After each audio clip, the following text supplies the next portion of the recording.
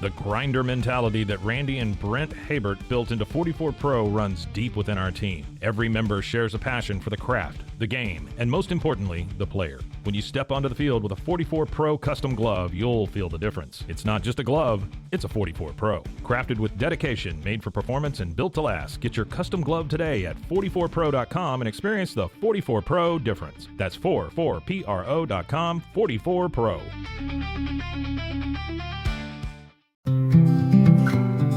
Are you ready to take control of your health? At 4U Health, we believe wellness and lab testing should be accessible, inclusive, and yes, fun. With our tech-powered at-home lab test, you save time and money while feeling your best. Say goodbye to long waits and office visits. Check your health on your own terms with 4U Health. Visit 4uhealth.com today and free yourself from traditional medicine. That's the number 4uhealth.com.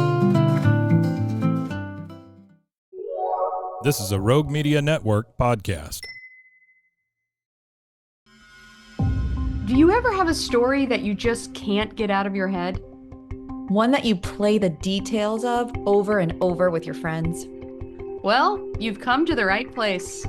I'm Claire. And I'm Susan. And this is Justice Pending, a weekly true crime podcast where we discuss tantalizing crimes with more questions than answers. All right, here we are. New year, new crimes. How's it going, Susan? New year, new crimes sums it up pretty well. I mean, we think we started 2025 off with a bang, huh? Literally started it off with multiple bangs. Bangs. Ugh. It's been wild. But before we jump into the New Year's Day attacks, let's talk about our old friend Luigi Mangione. Luigi, listen, he's still there. He's causing a ruckus in jail, apparently, not by his own doing. There's a lot to talk about.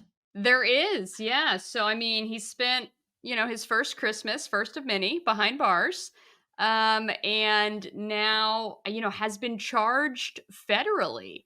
That was really the big news that came out before we had a chance to talk about it at the end of the year, where, initially he was charged with a second-degree murder in New York. And we talked about how odd that was, that they didn't have a way to get this as their highest offense in the state of New York. Mm-hmm. But there's always something going on behind the scenes. So the feds were working secretly to get their charges set up, and he's been hit hard with these federal charges. I mean, this is not playing around. So he is now facing multiple federal counts and is eligible for the death penalty. Wow. If found guilty. And it requires a unanimous jury verdict, but it's possible that he would be sentenced to death for these crimes, which was not something that was on the table previously. So I thought that was pretty interesting. It is. I mean, I think it's funny you say unanimous by the jury, because I think one of the things New York is struggling with currently is a clean jury pool, because people are so bifurcated on this matter. People are so polarized, right, by this. Yes. There is a lot of support. I don't know what his legal fund donations are up to, but it's pretty significant.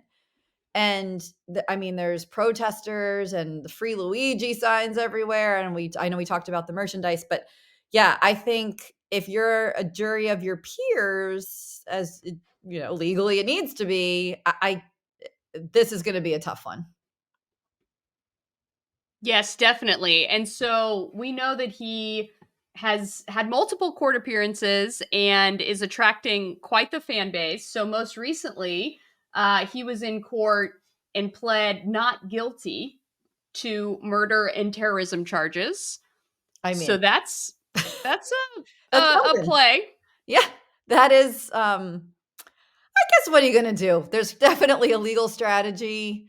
Maybe there's some deals to be made. Who knows? Maybe this is how the defense team keeps a window open for future negotiations. I don't know that you give it all away at first. I mean, we're all sort of scratching our heads, I think, about it, about that move, but there's got to be a reason.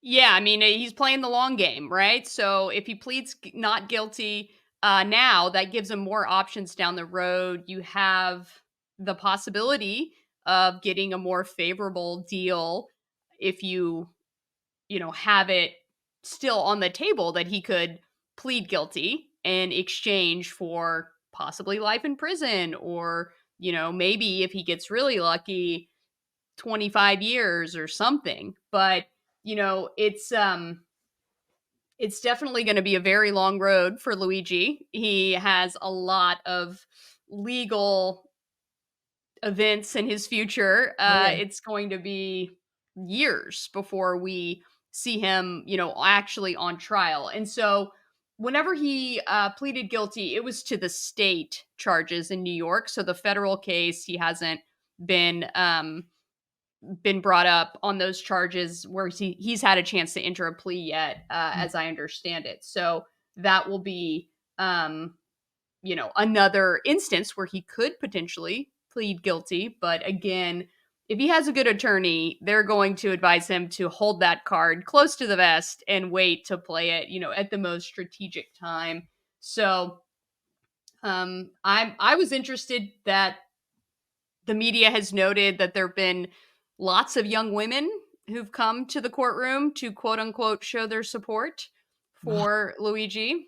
So that's an odd choice of activity. How you wake up in the morning and you think, I'm gonna go sit in court and Yeah. let Luigi see that Support a yeah, stranger. I mean, it's very, support a strange murderer. Yeah. straight. Yeah. I mean, it just feels kind of cultish at this point. And you wonder, are people just that bored? Or do they actually feel that strongly about what he did and the righteousness of it all? I mean, Yeah, one of the things that always surprised me in all the murder trials that I covered for 48 hours was the courtroom looky-loos. mhm. And so they would just be people who had really no connection to the case, but they would come religiously every day to every hearing. Once the trial started, they'd be there day in, day out, sitting on those hard wooden benches, and they were just curious. This was their entertainment. Sometimes it was retirees, sometimes it was people who, had just gotten obsessed with the case and they're taking time off work. Or they're students and they're skipping school to go to these high profile murder trials. So that's always fascinated me. And, there's just a segment of our society that would drop anything to go to a trial like this. So I'm sure Luigi's trial will be a highly attended event. And if it ends up being, a federal trial, that, if that trial actually goes forward, they don't allow cameras in the courtroom. So it would I be was gonna ask even that. more, yeah, that would be even more like intriguing, just because if you weren't there in person, you wouldn't be able to see it at all. It's not like there's going to be court TV Right, if it's a federal case. So I'm right. sure sketch artists everywhere sharpening their pencils to get Luigi's profile going on, if that's the case. But Yeah. I would imagine in New York, and with the high level of interest in the case, that if it's a state trial, that they would allow cameras. I bet I think that they would have so probably, far, yeah. right? I mean, what we've seen on the news has not been sketches. It's been the actual footage of him sitting at his defense table. So, Right. Right. yeah. So, yeah. So, I mean, it'll be interesting if there end up being two trials. I don't see that happening. I think Well, one's gonna, they yeah. said they're gonna run them parallel. So, I think, Interesting. yeah, and so venue was interesting to me for both reasons. I mean, if you're gonna do them in parallel, I mean, you're clearly not shuffling him between locations. So now you have, I don't you have 2 jury pool. I mean, how does it work? Yeah. It's very Yeah. interesting.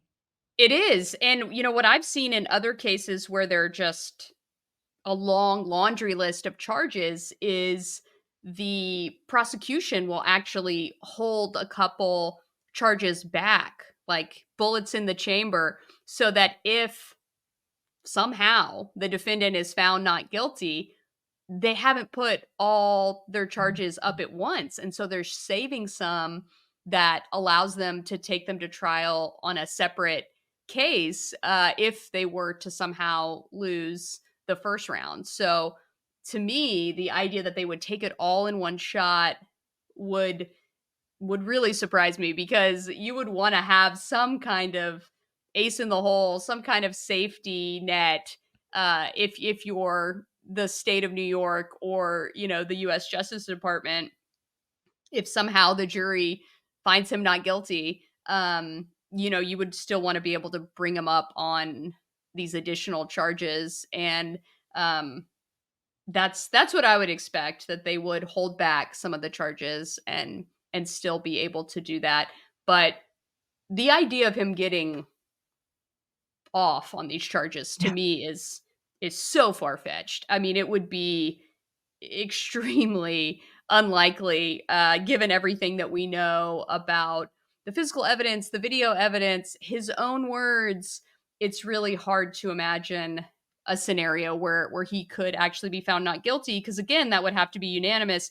What I could definitely see would be some kind of hung jury, with cases with this much emotion, like you were talking about how polarizing, of a figure he is. There could potentially be, a hung jury situation where people might feel sympathy towards him. They might somehow get on the jury, even though they're supposed to be, totally unbiased and objective. So yeah, it'll be quite the spectacle, no matter what level of trial he ends up having. We know it'll be something, along the lines of OJ Simpson or Michael Jackson or, Luigi Mangione. He wasn't a celebrity before, but he's become this, anti-hero, folk hero. He's got all these various titles floating around now. So it's it's something to see. And, as someone who just follows crime cases, it's these outliers that stand out. He's not like the typical person who's convicted of or who's not like the typical person who's charged with murder, Right. and who, it's certainly interesting just to see um everything that's gone into this case so far, and we'll see what else is revealed. Yeah, I mean, he's certainly an unlikely candidate for for this to have happened. I mean, you see all the Ivy League kids out there who graduate and go off to have great jobs, and we never hear about murder, or, they are very not likely to go on to mastermind a plan like this. Um, Yeah, and just yeah, the fact that he didn't have any personal connection yeah, to United Healthcare CEO Brian Thompson. He wasn't even a United Healthcare policy client. holder. Yeah, Yeah, no he one in didn't his even. family was a policy holder. I mean, they looked at all this. I mean, no, Yeah. it's, I mean, it was definitely intentional and masterminded. And we're gonna, we have the manifesto, obviously, but there's going to be a lot more psychological digging, I think, into this case to understand it better. Now, I have a question as far as protocol. So they're running these cases in parallel. Allegedly, they're going to. Let's say he gets convicted on both. Where does he end up? Federal prison, state prison? Who Yeah. gets him? So federal, it's like seniority rules, right? So Okay. federal kind of has the upper hand. It's the more serious charges. So he would end up, if he's convicted on state and federal would get him. So that would, of course, if he's convicted and it's a death penalty, then he'd be on death row. So At a there's federal at a at a federal federal, penitentiary. that's correct, at a federal prison. So that remains to be seen. Any of these charges could be pled out, charges could be dropped, removed, so many different things could happen, but it'll be interesting to see what he actually goes to trial for Yeah. and when, Mhm. and yeah, where he ends up. I think we know it's going to be behind bars somewhere. I mean, Yeah. I can't imagine that he would be able to use an insanity defense, as insane as the case is, Right. I don't think he would be able to use one and end up in some type of, mental facility, just because I think the prosecution would fight that so hard given his background and his planning, Yeah. that went into Yeah. this.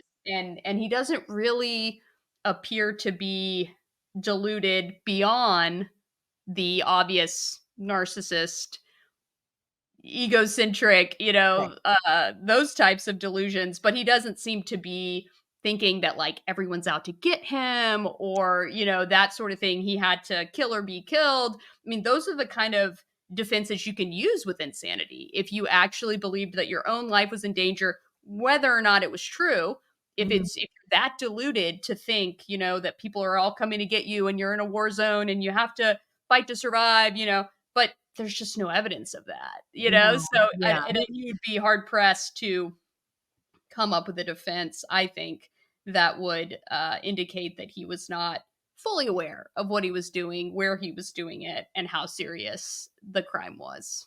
Right. I agree with that. I mean, we are not psychologists, but he certainly appears sane as he, understands the charges, leans into plead not guilty. I mean, he's certainly being advised. Something I did think was interesting is that not one member of his family showed up in that courtroom. Wow. Nobody. So that is a statement right there that I think is Yeah, it really notable. is. Yeah. I mean, you have strangers, as you mentioned, showing up to support and rally for and get behind and show support for, and then his actual family doesn't show. So And we know he has a big family, big family. so that is Yeah. also something. And not too far away. It's not like they're being flown in from another country. I mean, they're 3 hours away Yeah. driving. Yeah. So, thought that was interesting. I think his mom was sort of like, this doesn't surprise me. I mean, it was just a very strange comments out of the family. Not strange, I guess, if they kind of knew, had lost touch with him, I think the mother had filed a missing persons report at some point for him in Northern Right. California.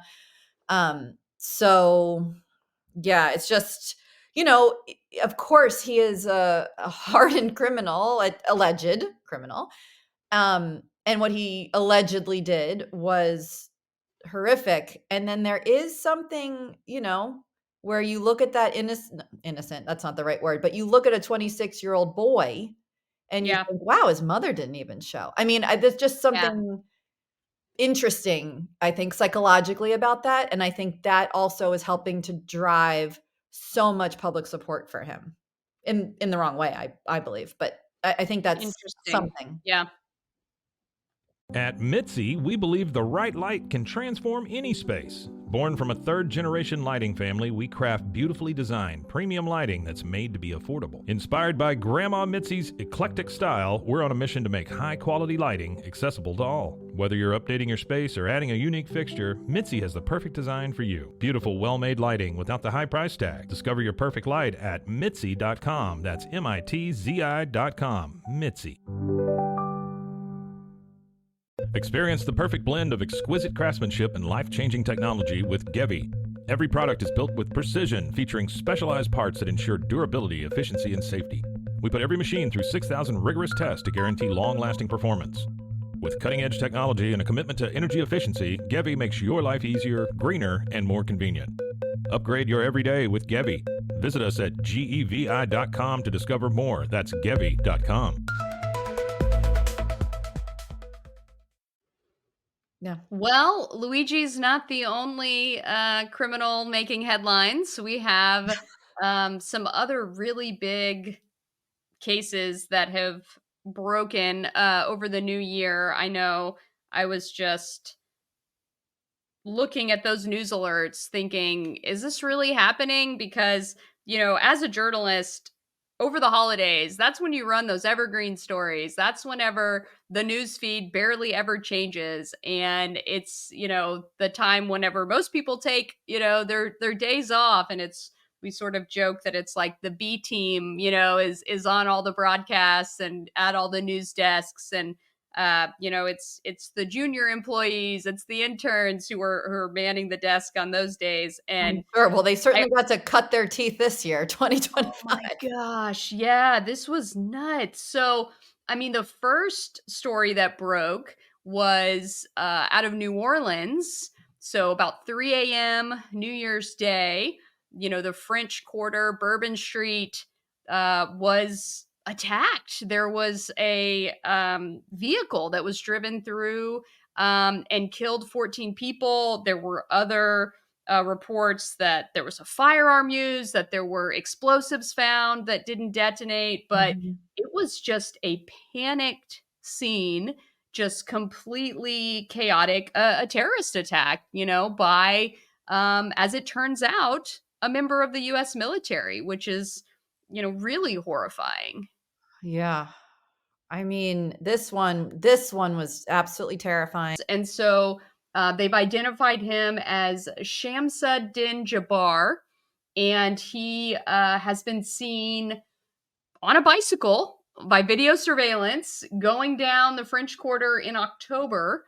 Mhm. So they believe that he was, conducting reconnaissance and checking out the area that he would later attack. And so, we've got Luigi on a bicycle, we've got Jabbar on a bicycle. I mean, It's bizarre, but it's happening. So, yeah. um, yeah. So they've released this photo. He looks like this middle-aged kind of dad bod guy, right? Yeah. I mean, he does not um Another one who doesn't look the part. Not that there's a part wouldn't to turn look, any but heads. Yeah. yeah, Yeah. yeah, would absolutely blend into a crowd. Absolutely. Yes. Yes. So that's pretty terrifying just how normal, people can look. I guess, when you say that, I mean you picture someone, I do at least, like in the full black, head to toe. They've got tactical gear on, or they've got, some type of menacing attire, which, um it's just not always the case, right? Yeah, And I it actually think it's, probably becoming less so. I yeah. mean, the goal is to fit in so you're not identified. Okay, so that's not the only attack that we had over the New Year's holiday. It was just the very next day that there was an explosion outside of the Trump Hotel in Las Vegas, a Mm. cyber truck that burst into flames. And whenever they opened it up, they found that there was a man who shot himself inside the vehicle, and so that has obviously caused a lot of panic across the country. We have New Orleans, we have Las Vegas, we have these two popular New Year's celebration cities Mhm. that were sites of these attacks. And so, the in Las Vegas, it was 37-year-old Matthew Livelsberger, and he Mhm. was also a veteran, which is pretty strange just to have Yeah. these 2 attacks one day apart. It's it's Yeah. certainly starting a lot of conversations. Yeah, I mean, even crazier was that both of these men served at the same army base. The police have now confirmed that, and that they likely overlapped both at Fort Bragg and then in Afghanistan. I mean, that's interesting. So there's no evidence they knew each other, but for two men to come out of an overlapped army experience and commit these horrible acts, I mean, that's certainly worth looking at, I think, from a psychological perspective. Definitely. And, there's certainly coincidences that happen, but this is hitting some major red flags with the fact that they not only are veterans, they not only overlap in their bases, in their country of service, but they also use the same online rental platform to Mhm. rent their vehicles. So they both use Turo to rent these vehicles, and it's not like it's Avis, it's not Hertz. This is Right. not all that common, all that known. So the idea that they both use this platform is what I saw reported, was initially what caused authorities to think, well, could they know each other? Because, you Mhm. see two servicemen, well, my goodness, that's millions of people, one day apart. But then you start getting these other connections, and it's really starting to make people wonder, out loud, not even afraid to say it. Did they coordinate this? Did they know each other? Or is this a coincidence?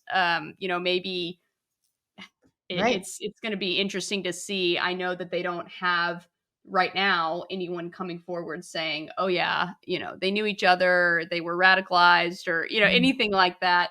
But it certainly looks like they had plenty of opportunities to have coordinated this. Actually, Yeah, and they're even saying that Livelsberger was in the, Green Berets, which is an elite part of the army, which is a special forces unit, and he was an expert in guerrilla warfare.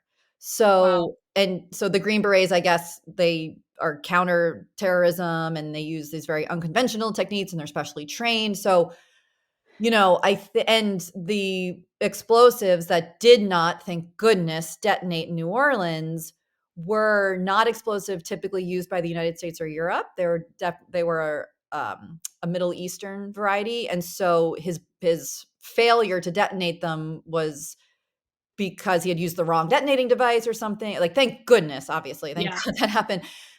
But both seem to have been trained in unconventional techniques. So it just adds to the, do you wonder, or does it everyone does. who gets deployed in Afghanistan and spends time in a Fort Bragg get this specialized training? Unclear.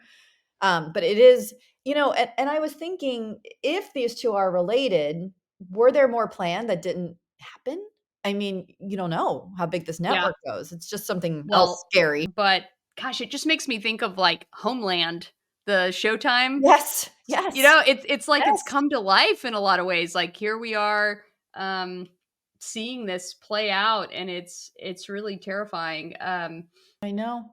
And what I found, probably not related at all, and I don't know how you'd know ahead of time, but in the countdown, if you were to have watched the countdown, I forget what channel, but like the global countdown, station on television, every time zone had a city chosen. New Orleans, I believe, was the city in that time zone. Las Vegas was the Pacific time zone chosen for the show. So it's interesting that media would have been there. I mean, media would have been anywhere in a major city, but televised were these two cities. And obviously, this happened after the fact, but it would have really Yeah. drawn. Maybe they knew a lot of attention would have been on these two cities in particular.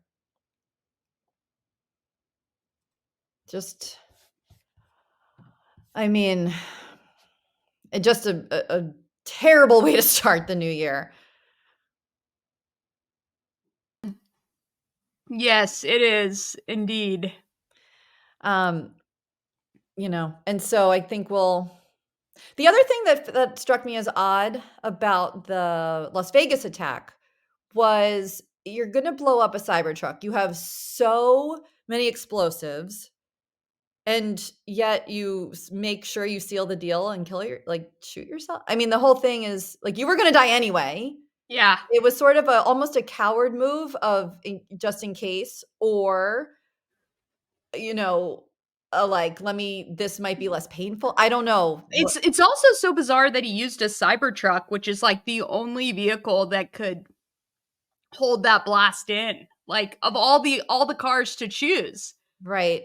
And I know, I said the same thing to myself when I when I saw it. I thought, how odd that you're not using a car with a full gas tank. You have to bring in your own explosives, and you're I forget where I saw it, but I mean, you're an army guy. He allegedly was a Trump supporter, yet he goes to the Trump hotel and uses an Elon Musk created vehicle to. It makes no sense on any level. So, I mean, Yeah, it was yeah. odd, and then you have a suicide, but not by the cause of the I mean, again, by the way, by some act of God, no one but he was killed. I mean, Yeah. this could have been, I know there were injuries, and that's awful, but this could have also been just such a terrible, I mean, sort of moot. Like, he really just scared people, injured a few, killed himself. I mean, what Yeah. you look at that and you're like, well, then what was the point? I mean,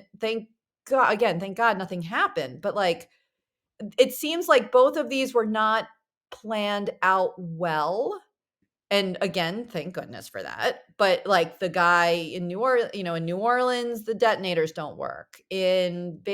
Vegas, it's clearly a contained and wrong kind of, I mean, the statement, to my knowledge, there were no statements released by either of these men. Right. So we don't have an intent. We don't know what they're thinking. We don't know what the purpose was. And it just seems a little, it's a horribly pointless thing that just was so unnecessary. Yeah, you just know that these people are deeply unwell, and the idea that this somehow made sense to them and was worth dying for is really hard to fathom. Yeah, that's a good point. Yeah, That's that why it's could justice definitely. pending, because we Yeah. Well, on that note, thanks for joining us today, and we will be back next week with an all-new episode. Justice Pending is recorded in Dallas, Texas for Rebel Studios. It's hosted by me, Claire Sanama, and Susan Passoni. Our theme music is Bending Truth, licensed at premiumbeat.com. We appreciate all listener feedback. Leave a review wherever you're listening right now, and we might read it on the air. Thanks for joining us.